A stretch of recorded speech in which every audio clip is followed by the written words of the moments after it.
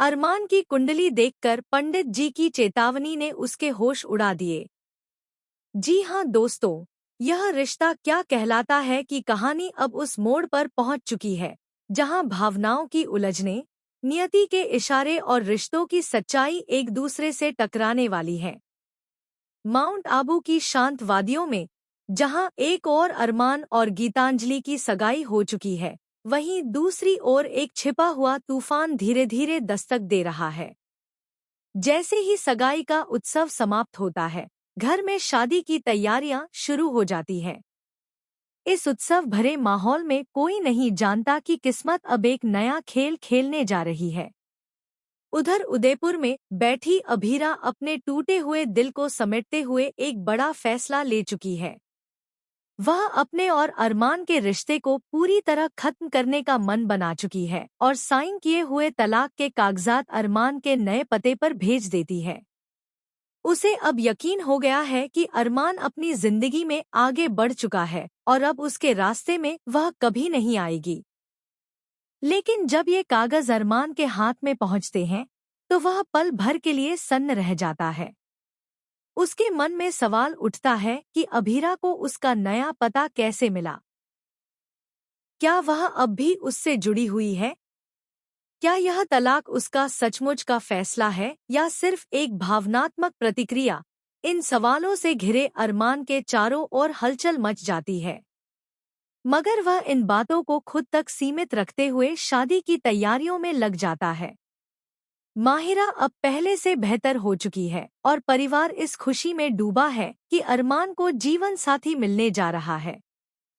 सभी रिश्तेदार शादी की तारीख तय करने के लिए पंडित जी को बुलाते हैं।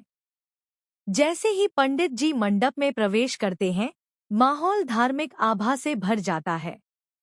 वे अरमान से उसकी कुंडली मांगते हैं, लेकिन अरमान कुंडली लाना भूल जाता है। उसे अपना जन्म समय याद होता है और उसी जानकारी से पंडित जी तुरंत ग्रह नक्षत्रों की गणना करके कुंडली तैयार करते हैं।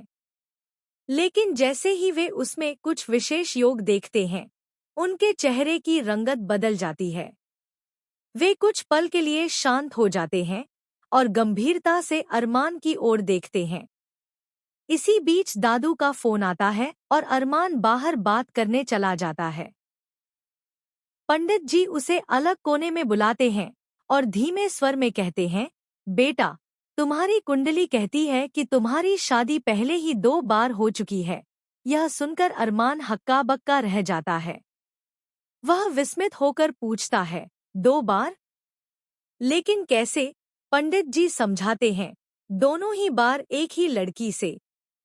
यह कोई संयोग नहीं, यह भाग्य है। अरमान की आंखों के सामने पूरा अतीत घूमने लगता है। पहली बार जब उसने अभीरा से शादी सिर्फ उसे बचाने के लिए की थी, और दूसरी बार जब दोनों ने अपनी मर्जी से एक दूसरे को जीवन साथी चुना था। वह सिर झुकाकर स्वीकार करता है, हाँ, आप सही कह रहे हैं। मेरी शादी 2 बार हो चुकी है और दोनों ही बार उसी लड़की से, अभीरा से। पंडित जी की अगली बात अरमान की रूह को झकझोर देती है। वे कहते हैं, लेकिन ध्यान रखना, तुम्हारी कुंडली यह भी कहती है कि अगर तुम तीसरी बार विवाह करते हो, तो यह शुभ नहीं होगा। तुम्हारे जीवन की सारी स्थिरता, तुम्हारा परिवार, यहाँ तक कि तुम्हारी बेटी भी संकट में आ सकती है। तुम्हारे ग्रह बार बार उसी स्त्री की ओर संकेत करते हैं जो तुम्हारे भाग्य में लिखी गई है। बार बार वही चेहरा लौटता है, वही रिश्ता तुम्हारा सच्चा है। यह सुनकर अरमान के पैरों तले जमीन खिसक जाती है। उसकी सांसें तेज हो जाती हैं और दिल में तूफान मच जाता है। अब उसके सामने एक सवाल खड़ा होता है, क्या वह पंडित जी की बातों को नजरअंदाज कर वर्तमान को अपनाएगा या फिर अतीत की ओर लौटकर उस लड़की को चुनेगा जिससे उसका हर रिश्ता आज भी जिंदा है। उधर गीतांजलि पंडित जी की गंभीर बातें तो नहीं सुन पाती, लेकिन अरमान के चेहरे पर छाए तनाव को महसूस जरूर करती है। वह पूछती है, सब ठीक है? अरमान मुस्कुराकर कुछ नहीं कहता, लेकिन भीतर से पूरी तरह टूट चुका होता है। उस रात जब वह अकेले में बैठता है, तो उसकी आंखों के सामने अभीरा के सारे लम्हे तैरने लगते हैं। उसकी मुस्कान, उसका त्याग, उसकी ममता और वह दर्द जो उसने चुपचाप सहा। फिर उसे याद आती है मायरा की मासूम आंखें, जिनमें हमेशा से वही अपनापन था जो एक माँ बाप की संतान में होता है। अब उसे सब समझ में आता है कि क्यों उसकी बेटी और उसका दिल बार बार एक ही रिश्ते की ओर खींचते हैं। वह उठता है और एक फैसला करता है। इस बार वह खुद को और अपनी नियति को स्वीकार करेगा। अगले ही दिन वह गीतांजलि से बात करता है और कहता है, मैंने तुम्हारे साथ जो भी किया उसके लिए शर्मिंदा हूँ। लेकिन अब मैं वह गलती नहीं दोहराना चाहता जो मुझे मेरी आत्मा से दूर कर दे। मेरा प्यार, मेरी शादी, मेरा परिवार, सब कुछ सिर्फ और सिर्फ अभीरा से जुड़ा है। गीतांजलि, जो पहले से ही इस सच्चाई से वाकिफ थी, शांत भाव से सिर हिलाती है और कहती है, तुम्हारा प्यार अगर सच्चा है तो उसे रोकने की कोशिश करके मैं खुद को क्यों बदनाम करूं? जाओ, अपना रिश्ता बचाओ। इसके बाद अरमान सीधा उदयपुर पहुंचता है और दरवाजा खटखटाता है। अभीरा उसे देखकर चौंक जाती है, लेकिन उसके चेहरे पर कोई कठोरता नहीं होती। अरमान उसके सामने झुकता है और तलाक के वही कागजात उसके हाथ में थमा देता है। वह कहता है, अगर इस पर दस्तखत करना तुम्हारा प्यार खत्म कर सकता है तो कर दो। लेकिन अगर एक आखिरी मौका है तो मैं उसे छोड़ना नहीं चाहता।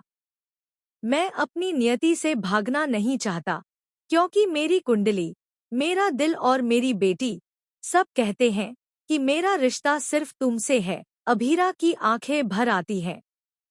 वह कुछ कहती नहीं, बस उसे देखती रहती है। मायरा दौड़ती हुई आती है और दोनों के बीच आकर उनका हाथ थाम लेती है। इस स्पर्श में, इस मासूम से मिलन में वह जादू होता है जो इस टूटी हुई कहानी को फिर से जोड़ देता है। अब सिर्फ शादी नहीं, आत्माओं के पुनर्मिलन की घड़ी आ चुकी होती है। दादी सा, विद्या और पूरा परिवार इस बार दिल से इस रिश्ते को स्वीकार करता है। और फिर होता है एक नया आरंभ, जहां मंडप वही होता है, फूल वही होते हैं, लेकिन इस बार 7 वचनों के साथ जोड़ी जाती है आत्मा की गहराई, विश्वास और माफी की डोर। तो दोस्तों, यह रिश्ता क्या कहलाता है अब सिर्फ एक कहानी नहीं, बल्कि एक विश्वास बन चुका है कि अगर रिश्ता सच्चा हो तो भाग्य भी उसे बार बार मिलाता है। पंडित जी की कुंडली ने एक सच्चाई खोल दी, और उस सच्चाई ने उस बंधन को बचा लिया जो जन्मों तक साथ रहने वाला था। जुड़े रहिए, क्योंकि आने वाले एपिसोड्स में अब रिश्तों की गहराई और भी बढ़ने वाली है।